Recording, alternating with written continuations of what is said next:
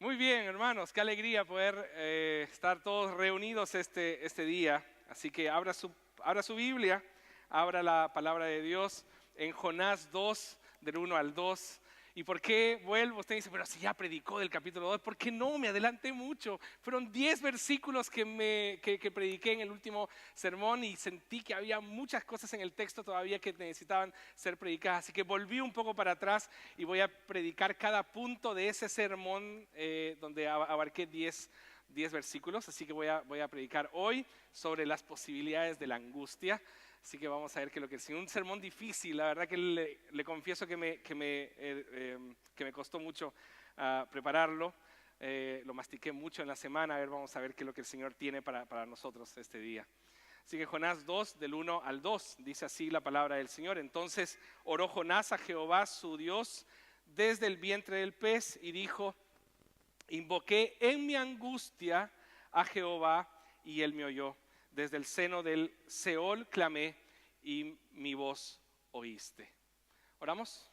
Querido Dios, te damos gracias por tu palabra. Señor, gracias porque nos permites amarla y dedicarnos a ella y ver los detalles del texto bíblico. Gracias, Señor, porque en ella nosotros encontramos virtud, en ella nosotros encontramos el poder de tu evangelio. En ella nosotros encontramos la posibilidad de cambiar nuestra perspectiva de vida, de ser transformados por ti. Así que hoy estamos con esa expectativa, que tú, Señor, puedas hablar a nuestro corazón, no solamente iluminar nuestra mente, sino al iluminar nuestra mente, cautivar nuestro corazón y transformarlo.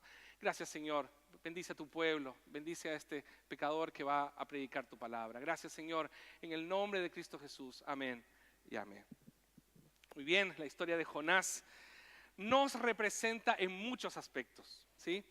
Varios de nosotros nos hemos sentido, me imagino, en todos estos sermones que hemos estado predicando todos estos domingos, nos hemos sentido identificados con ciertas posturas, ciertos pensamientos, ciertas reacciones de Jonás, ciertos sentimientos de Jonás. Y ahí me surgió un conflicto interno, que eso es lo que intenté solucionar esta semana. ¿Qué fue lo que llevó a Jonás a una práctica diametralmente opuesta a la voluntad de Dios? Un hombre bien entendido en la teología, un hombre que amaba a Dios o que él pensaba que lo amaba, una persona que recibía revelación de Dios para entregarlo al pueblo, la función del profeta, un hombre que había sido educado durante toda su vida acerca de Dios. Y la pregunta que me nace es: ¿qué es lo que pasa conmigo? ¿Qué es lo que pasa con usted? ¿Qué es lo que pasa contigo?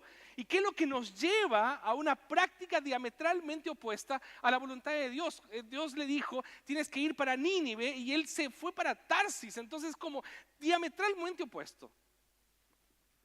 Entonces, ahí comencé a darle una vuelta al tema y me doy cuenta que esta caída libre era producto de su fe, pero una fe malentendida, pero una fe al fin. Entonces, cuando hablamos de fe, nos dicen que fe es lo que yo necesito para ser salvo. Para ser salvo tú necesitas fe, nos dicen. Pero si esto es así, estamos convirtiendo a la fe en una obra. Porque nosotros no necesitamos fe para ser salvos. Lo que nosotros necesitamos es gracia de Dios por medio de la fe. ¿Se entiende o no? Lo que primero nosotros necesitamos es gracia de Dios. Y después viene la fe. Entonces, la fe es algo que viene a nuestra vida como un regalo. Yo no la puedo convertir en una obra. No puedo fabricar fe.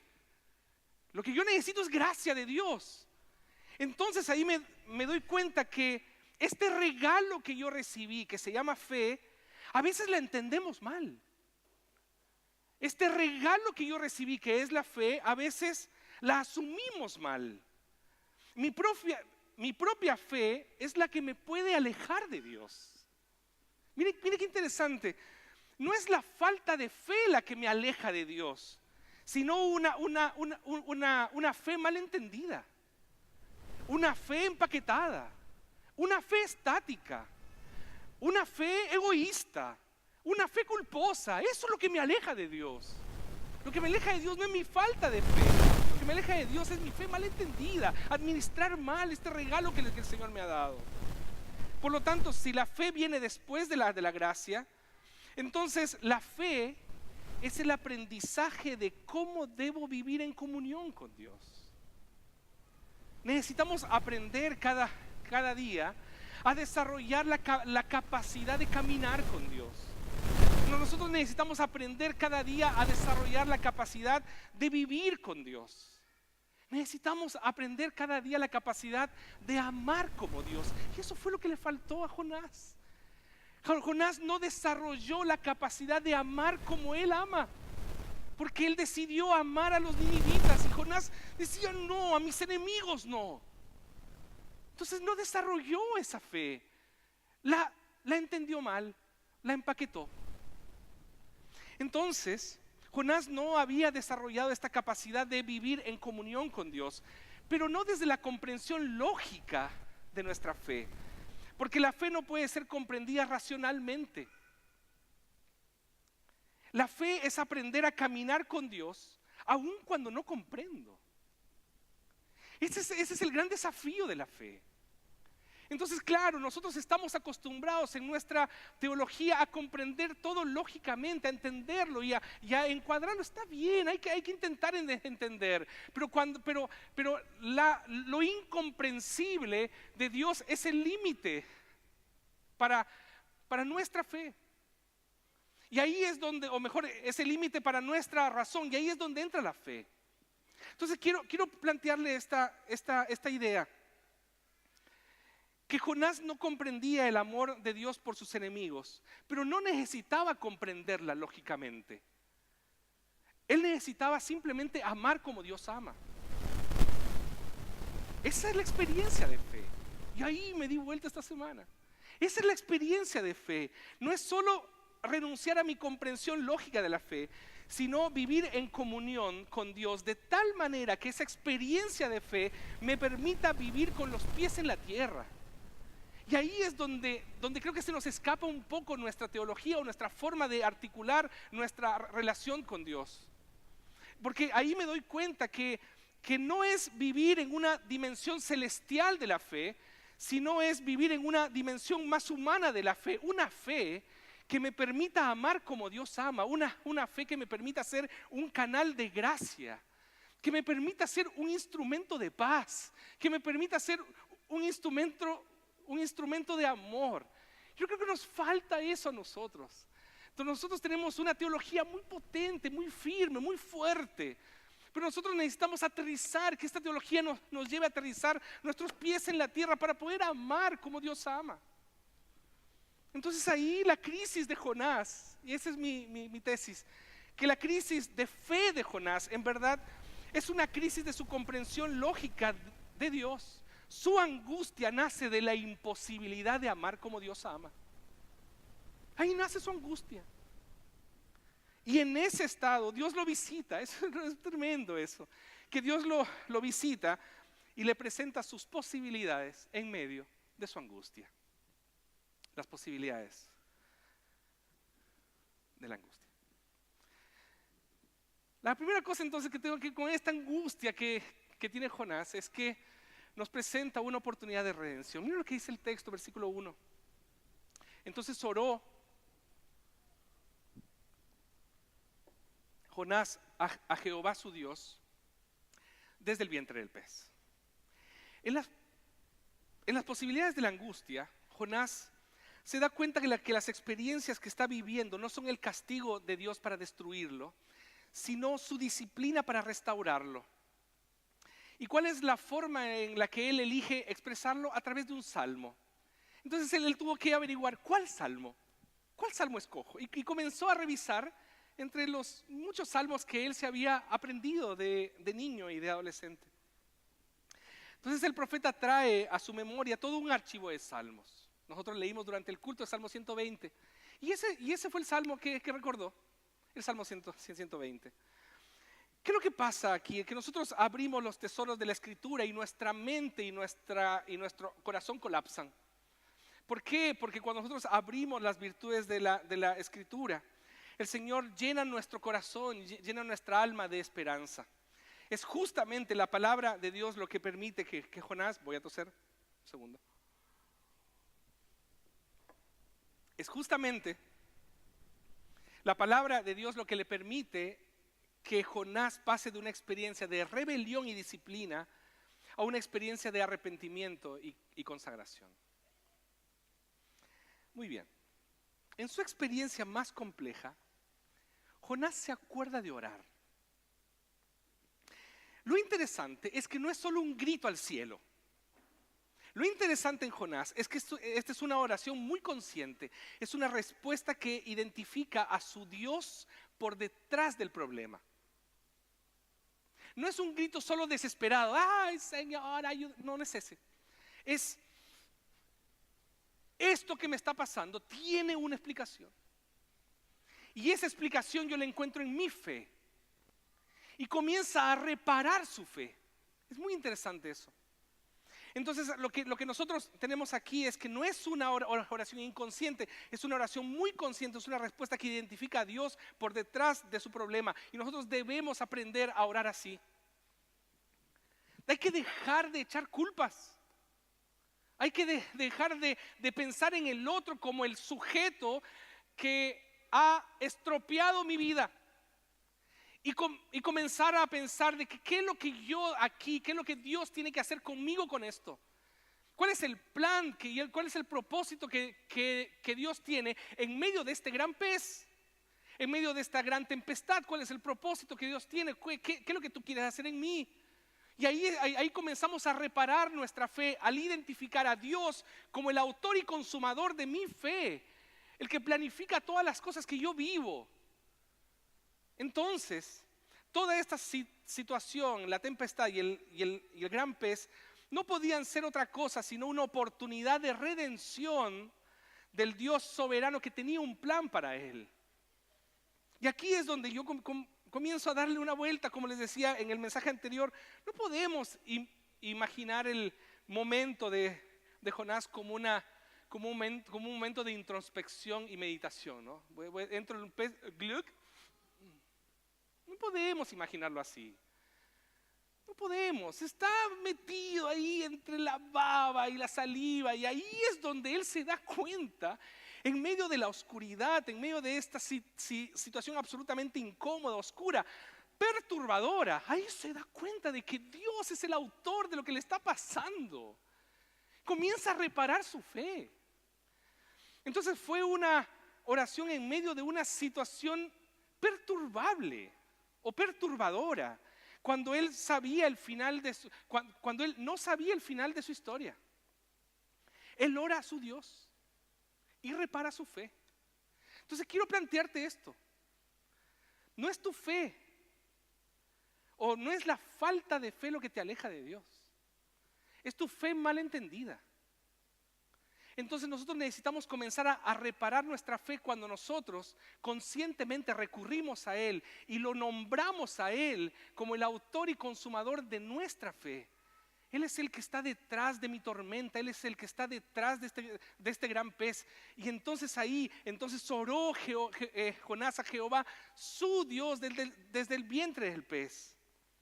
Entonces quiero plantearte estas preguntas. ¿Cómo ha sido nuestra experiencia con Dios en los momentos más difíciles? ¿Hemos podido reconocer a Dios como soberano en medio de nuestras circunstancias? En medio del gran pez, en medio de la oscuridad, hemos podido decir: Señor, yo sé que tú estás detrás de esas nubes. Señor, yo sé que tú estás detrás de este gran pez. Señor, yo sé que tú estás detrás de este gran pez, y este gran pez es tu sierva obediente. Yo lo sé. Señor, yo sé que en medio de mi desobediencia tú has tenido misericordia de mí, me has ido a buscar. Gracias, Señor, porque en medio de mi angustia tú me has presentado una oportunidad para ser redimido. Gracias, Señor, porque tú aún en medio de mi desobediencia, cuando estoy yendo a Tarsis, tú me has ido a buscar. Gracias, Señor, por eso, y gracias por esta prueba, y gracias por este sufrimiento, y gracias por esta disciplina, porque yo sé que tú me amas. Aquí estoy. Y es muy lindo esta parte, porque dice: tú eres mi Dios.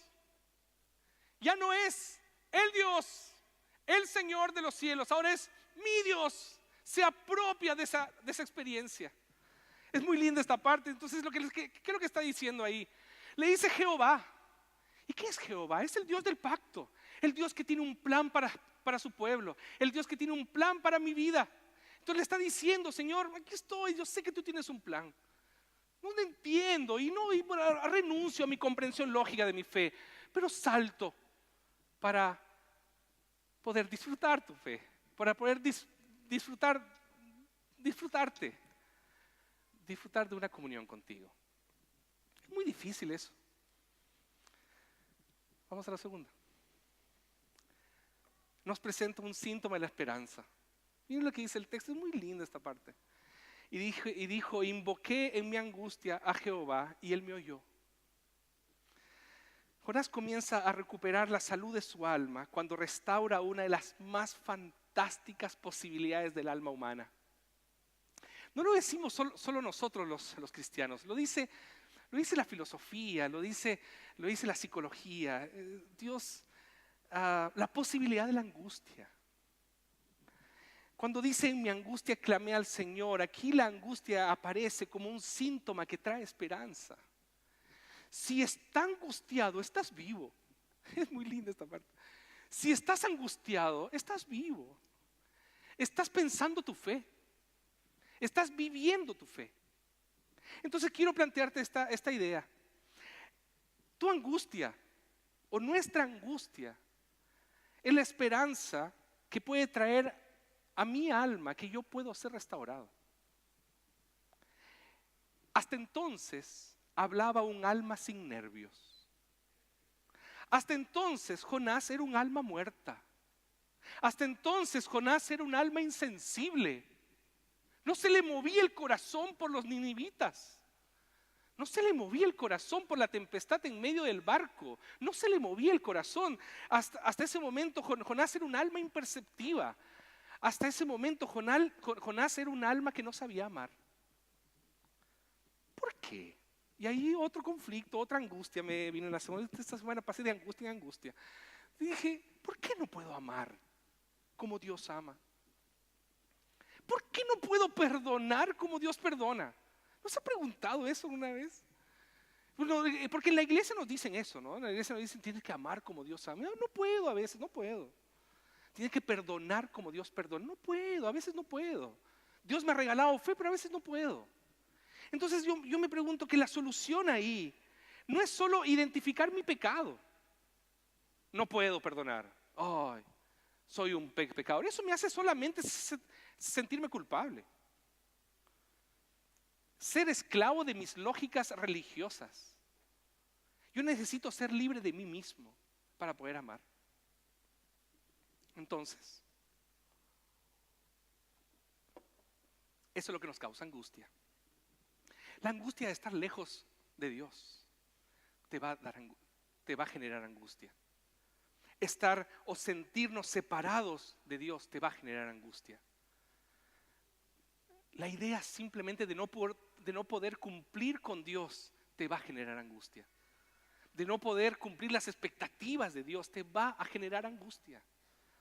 Entonces Cristo aparece. Cristo aparece ahí como la gran posibilidad que surge a partir de la angustia para que nosotros podamos vivir reconciliados con Dios.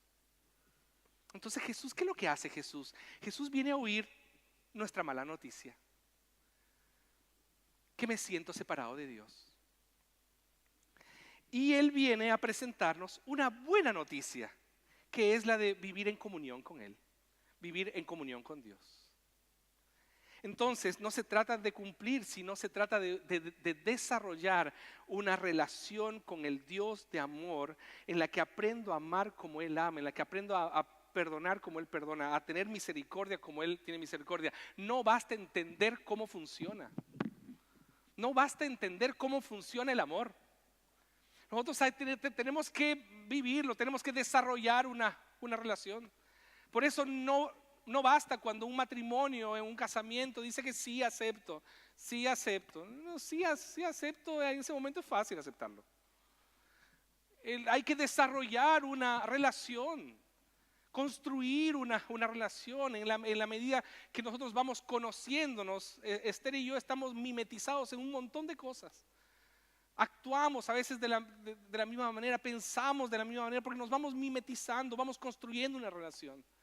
Entonces quiero plantearles esta idea: no basta que tú entiendas tu fe, no basta una comprensión lógica de tu fe. Sí entiendo que Dios eligió un pueblo y estamos predestinados. Entonces ahí el Señor viene y nos dice, y ahora tú eres salvo, y porque perteneces a la familia del pacto. No basta eso, no basta. Hay que construir una relación con Dios, hay que desarrollarla.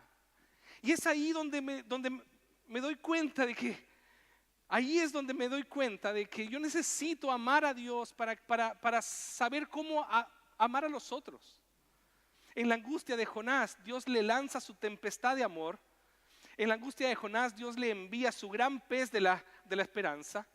Y Jonás siente, y por eso lo canta, él siente que Dios le oye. Qué lindo es esta experiencia humana de sentirse escuchado. ¿No le ha pasado eso? El saber que no estás solo. Qué momento ese, el saber que no estoy solo. Qué momento ese cuando sé que tengo a alguien al lado que me sabe escuchar. Qué momento, qué lindo momento. Qué momento ese cuando me doy cuenta de que mi única salida no es la desesperanza. Que mi salida puede ser alguien que me conoce mejor de lo que yo me conozco a mí mismo. Entonces, la angustia aquí es un síntoma de que vivo espiritualmente. La angustia aquí es un síntoma de mi fe. Si tú vives en una angustia hoy, sea cual sea física, sea psicológica, sea existencial, sea espiritual, tienes que saber de que Dios te oye. Tienes que saber de que Jesús te escucha. El texto dice, en mi angustia invoqué a Jehová y Él me oyó. ¿Y quién me puso en medio de esta angustia? Fue Dios. Fue Dios.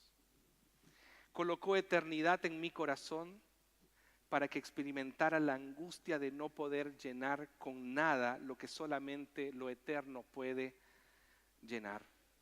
Mi vacío espiritual y mi angustia existencial solo pueden encontrar una solución en Cristo. Con Él es donde yo me siento acompañado, con Él con quien yo puedo caminar. Entonces, una situación que nos ha generado angustia es un síntoma de esperanza, un síntoma de que Dios nos oyó, un síntoma de que Dios tiene un plan para nosotros. Ahí viene la parte linda, porque hasta ahí estaba como medio tétrica la cuestión. Nos presenta entonces una nueva percepción de la realidad. Iba a poner una percepción de la realidad, pero tenía que ponerle una nueva percepción de la realidad. ¿Por qué? Mira lo que dice el texto. Desde el seno del Seol clamé y mi voz oíste. Pero no es que había dicho y Él me oyó. ¿Por qué repite y mi voz? Esas cosas me llaman la atención a mí. ¿Por qué dice y mi voz oíste otra vez? Si ya dijo que lo oyó.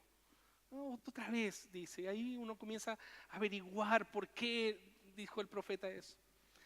Cuando hablamos de la posibilidad de la angustia, hablamos de señales de muerte. Porque cuando la angustia cede frente a la oscuridad, se encuentra con la muerte. Cuando la angustia no ve esperanza y no ve a nadie al lado, ¿qué es lo que pasa? El suicidio. Pero no solamente el suicidio físico, a veces también hay un suicidio existencial también, en el que renunciamos al amor, en el que renunciamos a la alegría, en el que renunciamos a las virtudes de la vida. El profeta le cuenta a Dios, a un Dios que le escucha, y le cuenta sobre su problema existencial, y le dice: desde las entrañas del sepulcro clamé. Le dice: desde el vientre del Seol clamé. A Jonás se lo había tragado no solo un pez, a Jonás se lo tragó el Seol mismo, el lugar de los muertos. Es como si él hubiera caído en un cementerio. Esa es un poco la idea del texto. Entonces, ¿has visitado un cementerio? No en los momentos en el que uno va a recordar tal vez a sus familiares. A la noche. ¡Qué miedo! Varias hermanas muy honestas en su rostro dijeron: yo nunca he ido a un cementerio de noche, debe ser terrible la experiencia. Algunos adolescentes están diciendo: oh, debe ser, qué terribles que son. Yo nunca fui adolescente, yo nunca pensé esas cosas. Pero ¿qué pasa en el cementerio? ¿Qué pasa en ese momento? Quiero plantearles esta idea. Nuestra percepción de la realidad es distorsionada. Cuando uno está en un cementerio, me imagino, a oscuras, ¿cuál es la percepción que uno tiene? Algo va a pasar. Es un lugar, no pasa nada, están muertos. No va a pasar nada, nadie se va a levantar de sus tumbas. Es una visión distorsionada de la realidad, ¿se da cuenta, no? Porque nuestros temores comienzan a abrumarnos. ¿Temores basados en qué? En nada, en nuestra propia lógica autodestructiva. Entonces quiero plantearles esta idea. Jonás cayó ahí. Jonás cayó ahí, como muchos de nosotros también caemos muchas veces en un ambiente autodestructivo, de desesperanza, de culpa, de insatisfacción, de tristeza, de ansiedad, de miedo, de resignación. Teniendo un Dios soberano, caemos en un proceso de ansiedad. Imagínense lo distorsionada de nuestra mente y lo distorsionado de nuestro corazón. Es absurdo eso. Es absurdo, se da cuenta, ¿cierto? Dios te dice: yo te regalo mi gracia, yo te regalo mi amor, eres mi hijo amado. Y culpa siento, mira qué absurdo. Yo soy el Dios todopoderoso que voy a ir delante de ti y siento miedo. Nuestra visión está distorsionada. Y ahí, en ese momento, no es nuestra falta de fe la que nos lleva al seno del Seol. Es una fe que no ha aprendido a confiar. Es una fe que necesita conocer mejor a Dios. Es una fe que debe lanzarse a los brazos del Señor. Cristo es la respuesta para nuestras angustias. Él es el puente para conocer mejor a Dios. Él es el que hace posible la gracia de Dios. Él es el que hace posible el poder conocerlo mejor. Y ahí viene lo lindo del texto. Y mi voz oíste. Y no es solo un recurso literario y poético. La frase expresa una acción comprometida y amorosa de Dios. Eso lo leí. Una acción comprometida y amorosa de Dios. ¿Cómo lo escribe así nomás? No, en medio de la angustia, el texto dice: al escuchar mi clamor, corriste a agarrarme. Eso es lo que dice el texto, es tremendo eso. Al escuchar mi clamor, corriste a agarrarme. Por eso el texto dice: desde el seno del Seol clamé. Alguna de sus versiones, otra versión dice: me respondiste. Fuiste hacia mí y me agarraste. Entonces, ahí me acordé de las pruebas de confianza a mis hijas. En la cama o en algo más alto, lánzate. Lánzate. ¿Cuál es el problema? Yo te voy a agarrar, soy tu papá. No tengas miedo. ¿Por qué tienes miedo? Porque no sé qué va a pasar de aquí para allá. Pero es 1 metro. No va a pasar nada. Tírate. Mamá, ¿me tiro? Tírate, hija, dice la mamá. Me tiro. Y ahí está. ¿Basado en qué? ¿Su miedo en qué? Lánzate. Entonces, se lanza. Yo la agarro y la abrazo. Otra vez. Entonces suben otra vez y lánzate. Y otra vez. Y cada vez va adquiriendo más confianza y más confianza y más confianza. Hasta que ya Paula llegó a los 9 años y ya no la podía, porque no la podía agarrar. O sea, la última vez que ahí me agarró con una lumbago, me agarré ahí. Pero eso no le pasa a Dios. Cada vez que nos lanzamos a amarlo más allá de nuestra lógica, el Señor nos agarra. y nos sostiene con su amor. Por eso el texto dice, desde el seno del Seol, tú me respondiste y tú me agarraste. Esto creó una nueva percepción de la realidad. Entonces quiero llevarlos a esta idea, hermanos, para terminar. En medio de la angustia, el Señor respondió. ¿Y cómo respondió? Nos presentó una nueva y correcta percepción de la realidad.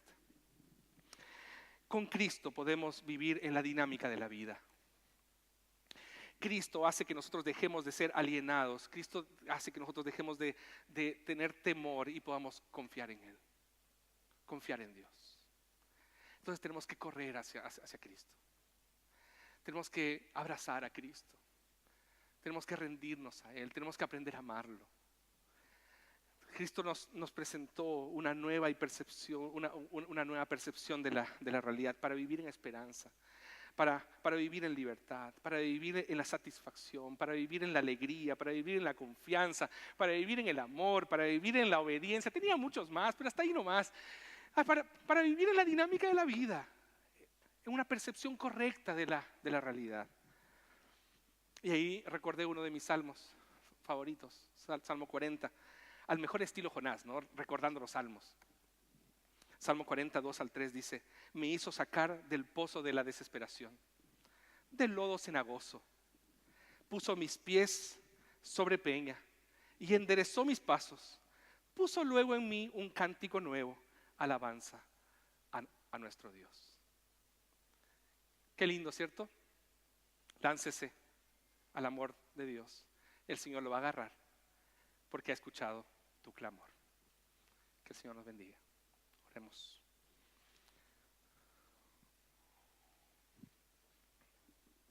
Aquí estamos, Señor, necesitados de ti. Hoy tenemos una visión tan distorsionada de la realidad, basada en nada.